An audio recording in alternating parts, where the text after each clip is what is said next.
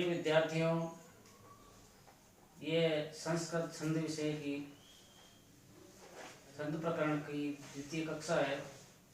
प्रथम कक्षा में आपने छंदों के बारे में सामान्य परिचय, लघु गुरु लक्षण, गण लक्षण आदि का अध्ययन कर लिया है।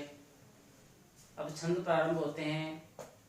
सबसे पहले अपन इंद्रवज्रा छंद को पढ़ रहे हैं। सबसे पहले इंद्रवज्रा छंद का परिचय।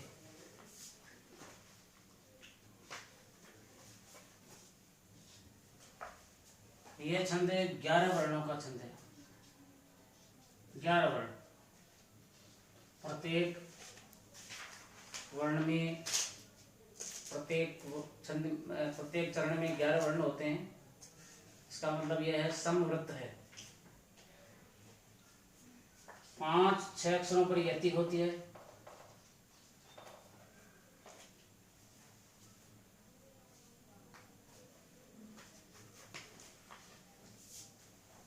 अब देखिए इसका लक्षणम।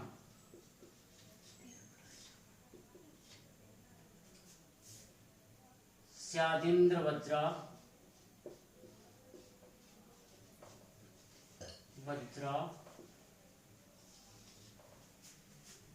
यदि तौ जय गौ गह।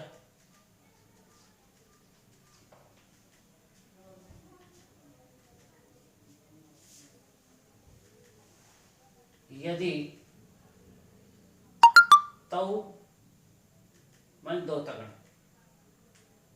जय 1 जगण, गौग मन 2 गुरु, स्यात् इंद्रवज्रा। अगर किसी छंद में 2 तगण, 1 जगण, 2 गुरुवर्ण होते हैं तो वह है इंद्रवज्रा छंद। इंद्रवज्रा छंद में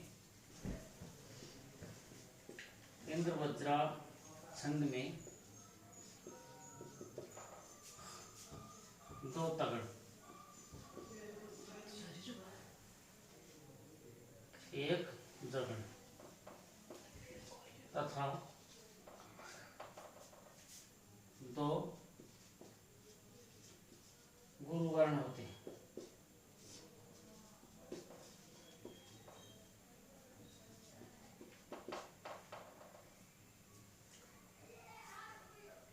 इसी के समांतर उपेंद्र वज्रा छंद भी है। वही 11 वर्ण होते हैं। इसी प्रकार से यति होती है, लेकिन उसमें गणों में फर्क है। इस प्रकार से इंद्रवज्रा छंद के अंदर 2 तगड़, 1 जगण तथा 2 गुरुवर्ण होते हैं। इस प्रकार से 11 अक्षरों का छंद है। अब उदाहरण देखिए आप। उदाहरण से अपने को समझ में आ जाएगा ठीक प्रकार से।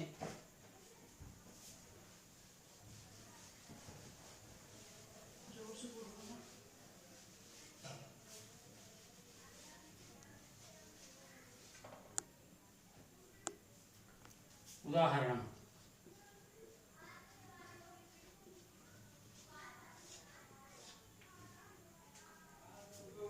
हंसो यथा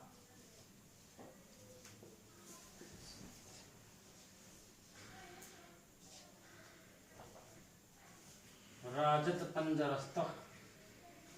राजत पंजरस्थः, हंसो यथा राजत पंजरस्थः। सिंहो यथा मंदर कंदरस्थः। मंदर कंदरस्थः, मंदर कंदरस्थ है। वीरो यथा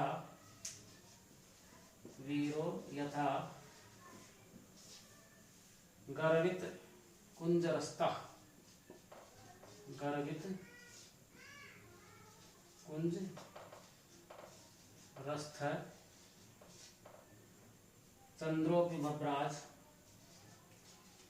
चंद्रोपि बभ्राज चंद्रोपि बभ्राज तथांबरस्तः तथांबरस्तः।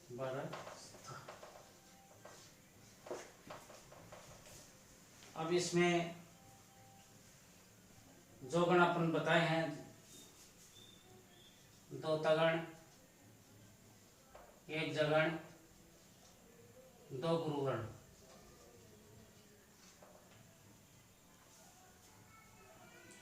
गण निर्धारण करके सिद्ध करना है कि इसमें इंद्रवज्रा छंद है। देखिए, ये अनुस्वार के कारण गुरुवर्ण आ गया, ये मात्रा के कारण गुरुवर्ण आ गया, गुरुवर्ण आ गया, और ये लघु, यह तगड़, ये मात्रा के दीर्घ है, गुरुवर्ण आ गया, ये भी आकी मात्रा के कारण गुरुवर्ण आ गया, ये लघु आ गया। इस प्रकार से ये तगड़ हो गया। ये रस्व है, कोई मात्रा नहीं से लघु आ गया, ये संयुक्त अक्षर के कारण गुरु आ गया, और ये लघु आ गया, ये जगण आ गया, ये संयुक्त अक्षर के कारण गुरु आ गया, और ये गुरुवर्ण आ गया विसर्ग के कारण, ये गुरुवर्ण, ये गुरु। इस प्रकार से प्रथम चरण में है जो दो तगण आ गए और एक जगण आ गए गुरुवर्ण। इसी प्रकार से सब में इसी प्रकार से आनी चाहिए, तब जाकर ये सिद्ध होगा कि ये इंद्रवज्रा छंद है। ये अनुस्वार के कारण गुरुवर्ण आ गया, ये मात्रा की मात्रा के कारण गुरुवर्ण आ गया, ये रस्व है, इसकी कोई मात्रा नहीं है, ये तगण आ गया। ये आ की मात्रा है तो गुरु आ गया, ये आगे संयुक्त स्वर होने के कारण गुरु आ गया, और ये लघु आ गया। इस प्रकार से यह तगण आ गया, यह लघु, ये संयुक्त से कारण गुरु आ गया, ये लघु आ गया, ये जगण आ गया, और ये संयुक्त से कारण गुरु आ गया, और यहाँ पर ये विसर्ग के कारण गुरु आ गया, ये गुरु आ। अब तीसरी पंक्ति देखिए, ये गुरु आ गया दीर्घ के कारण, ये गुरु आ गया, और ये लघु आ गया, ये तगण हो गया, ये गुरु वर्ण आ गया, ये संयुक्त कारण गुरु वर्ण आ गया, ये लघु आ गया, ये तगण हो गया, ये लघु, इस कारण गुरु, और ये जगण आ गया, और ये गुरु वर्ण आ गया, ये गुरु वर्ण आ गया।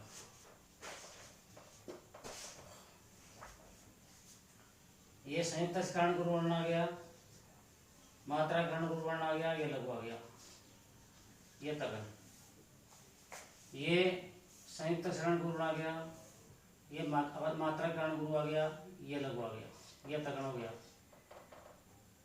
लघु, गुरु आ गया, ये लघु, ये जगण आ गया, ये गुरु आ गया, और ये गुरु आ गया। इस प्रकार से चारों पंक्तियों, चारों चरणों के अंदर है दो तगण, एक जगण और दो गुरुवर्ण आ गए। इसका मतलब ये सिद्ध हो गया कि ये इंद्रवज्रा छंद है।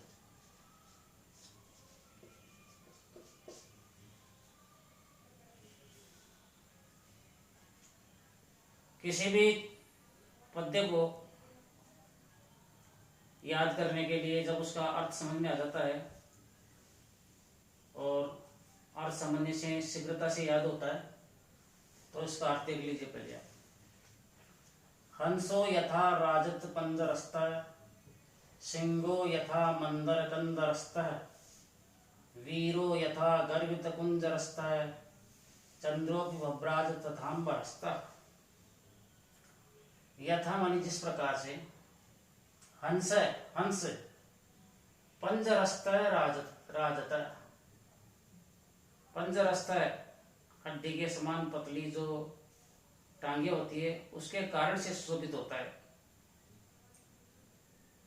यथा और जिस प्रकार से, सिंह है सिंह, मंदर कंदरस्तः, मंदर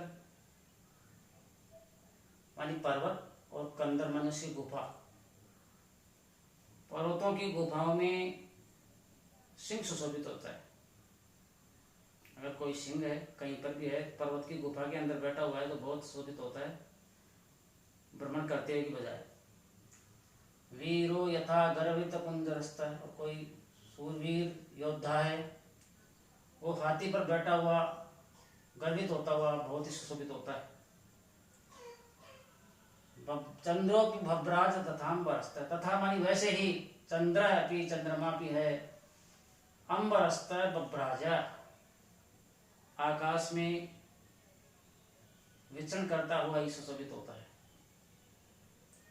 इस प्रकार से इसका अर्थ हो गया।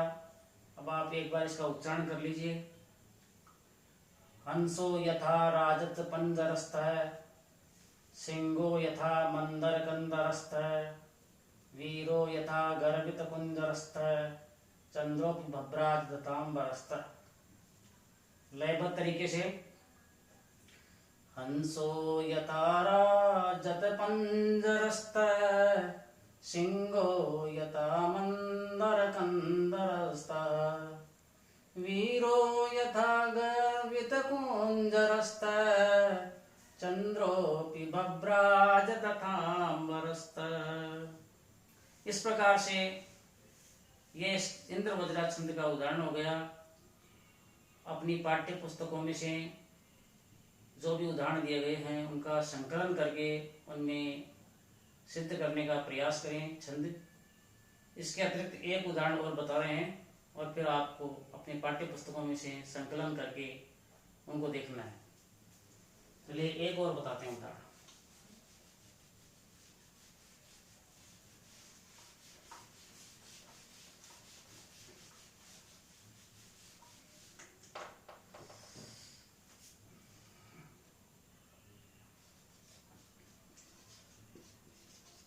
अर्थो ही कन्या, परकीय एव,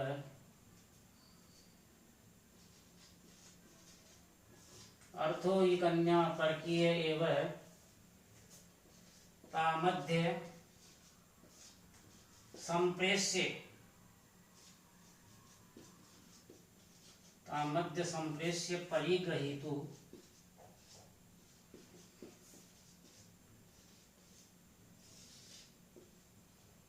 तामध्य संप्रेष्य परिग्रहीतु,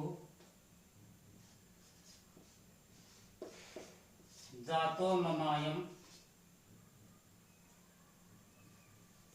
जातो ममायम विशदः प्रकामं, विशदः प्रकामं,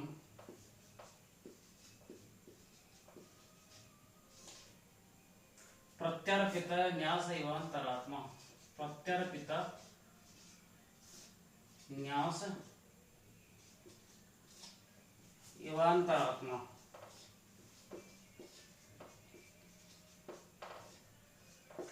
प्रत्यर्पित न्यास इवांतरात्मा। गण चिन्ह का मिलान देखिए। आगे संयुक्त अक्षर होने के कारण ये गुरु वर्ण आ गया, ये मात्रा के कारण गुरु वर्ण आ गया और ये लघु। इस प्रकार से तगण। आगे संयुक्त अक्षर होने के कारण गुरु वर्ण आ गया, ये गुरु वर्ण आ गया मात्रा के कारण और ये लघु आ गया। इस प्रकार से आ गया तगण।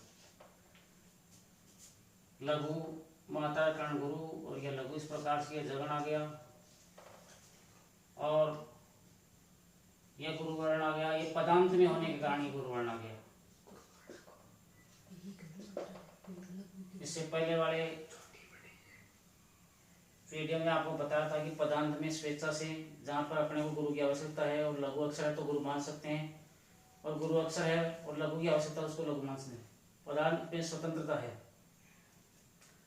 आगे देखिए, ये मात्रा के कारण गुरु वर्ण आ गया, ये आगे संयुक्त अक्षर होने के कारण गुरु वर्ण आ गया और ये लघु आ गया। यह तगन। ये अनुस्वार के कारण गुरु आ गया और ये भी संयुक्त अक्षर के कारण गुरु आ गया और ये लघु आ गया। इस प्रकार से तगन। ये लघु, ये संयुक्त अक्षर के कारण गुरु आ गया और ये लघु, ये जगन आ गया। और ये गुरु वर्ण आ गया, ये गुरु वर्ण आ गया,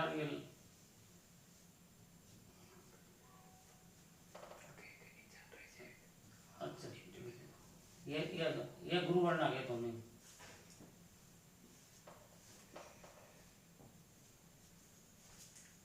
ये गुरु वर्ण आ गया, ये मात्रा कर्ण गुरु वर्ण आ गया, ये लघु। इस प्रकार से तगण, ये गुरु वर्ण आ गया, ये अनुस्वार कर्ण गुरु वर्ण आ गया, ये लघु, ये तगण, ये दोनों गुरु वर्ण, ये लघु, ये कर्ण गुरु और ये लघु। इस प्रकार से जगण आ गया, ये दोनों गुरु वर्ण आ गए।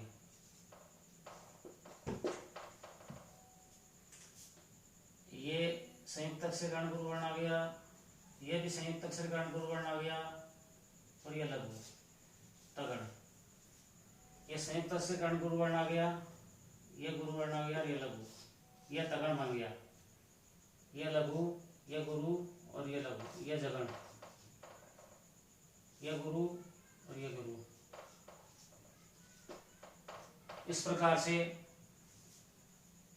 ये सिद्ध हो गया कि इसमें इंद्र वज्रा छंद है, क्योंकि सभी चरणों के अंदर है तगण, तगण, जगण और दो गुरु वर्ण आ गए हैं। अब इसका उच्चारण कर लीजिए।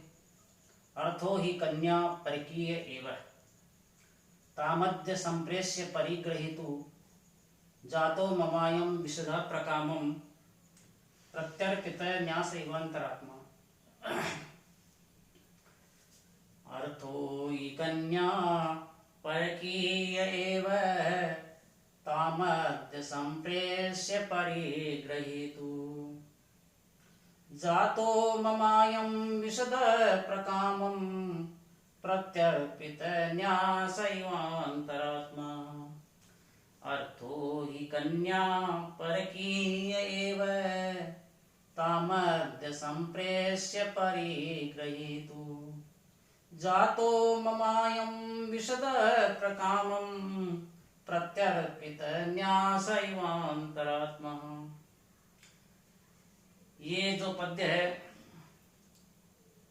कालिदास के द्वारा रचित विश्व प्रसिद्ध नाटक अभिज्ञान शाकुंतल के चतुर्थ अंक से लिया गया है। इस चतुर्थ अंक में कण्व ऋषि के द्वारा पालित पुत्री शकुंतला, शकुंतला का गंधर्व विवाह होने के बाद में राजा दुष्यंत के साथ में शकुंतला को विदा करते हैं, उन क्षणों का वर्णन इसमें किया गया है। उस समय कण्व ऋषि की मनस्थिति क्या होती है उसका वर्णन किया गया है।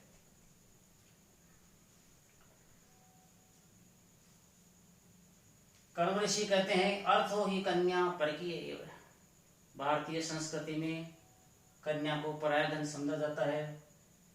तामद्य संप्रेष्य परिगृहीतु, आज इसको विदा करके, परिग्रहीतु पति के साथ में विदा करके, जातो ममायम विशद प्रकामम, मुझे बहुत दुख की प्रतीति हो रही है, किंतु आत्मा है इस प्रकार से प्रत्यर्पित न्यास एव, आत्मा इस प्रकार से हो रही है जैसे मैंने किसी की धरोहर लौटा दिया, इस कारण से मेरे को थोड़ी बहुत प्रसन्नता भी हो रही है। इस प्रकार से बड़ा ही हृदय स्पर्शी इसमें वर्णन किया गया है। तो इन जो दो उदाहरण आपको बताए गए हैं इनको तो कंठस्थ करना ही है, और आपकी पाठ्य पुस्तकों में से कहीं पर भी आपको जो भी पद्य दिखे उसमें आप कोशिश करें कि कौन सा छंद है। तो आप सभी छंदों को पढ़ने के उपरांत सभी छंदों का ज्ञान आपको हो जाएगा। तो कोई सा भी पद्य हो फिर आप उसमें आप छंद का निकाल से कौन सा छंद सिद्ध कर सकते हैं। इसलिए आप अभ्यास पुस्तिका के अंदर है जो भी पद्य आपकी अभ्यास पुस्तक उस पाठ्य पुस्तक में दिए गए अभ्यास पुस्तिका में उनका संकलन कीजिए, और जिन जिन छंदों को आपने पढ़ लिया है उन छंदों को सिद्ध करने का प्रयास कीजिए और कंठस्थ भी करने का प्रयास कीजिए। ये द्वितीय वीडियो है। अगले वाला तृतीय वीडियो जब प्रारंभ होगा तो आप इन वीडियो को है क्रमानुसार देखते रहिए। अगर बीच में छूटता है तो थोड़ा पिछली बात समझ में नहीं आती है, इसलिए आप इसका ध्यान रखें कि कंटिन्यू आप देखते रहें और अभ्यास करते रहें। इसके बाद में अब तीसरे नंबर का वीडियो है। इति शुभम।